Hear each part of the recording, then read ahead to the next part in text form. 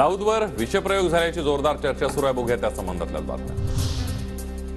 Underworld don Dawood इब्राहिमवर विषप्रयोग झाल्याचा दावा कराचीतल्या रुग्णालयात केला दाखल. दाऊदच्या चर्चेनंतर पाकिस्तानमध्ये सोशल मीडिया सर्व्हर डाऊन.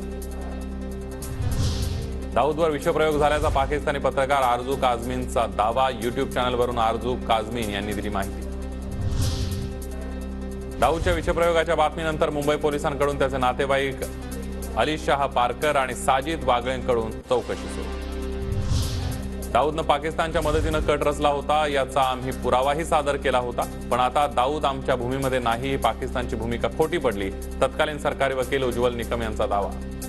पाकिस्तानची खरी गोची इथेच झाली आहे, कारण आता पाकिस्तान दाऊदला भारताने काही विषप्रयोग केला असा देखील खोटा आरोप करू शकत नाही. याला कारण दाऊद आमच्या भूमीत नाही ही पाकिस्तानची अधिकृत भूमिका होती. दाऊदच्या बातमीबाबत पाकिस्तानी माध्यम चिडीचूप, पण पाकिस्तानी समाज माध्यमांवर मात्र दाऊदच्या विषप्रयोगाच्या चर्चेचा धुमाकूळ.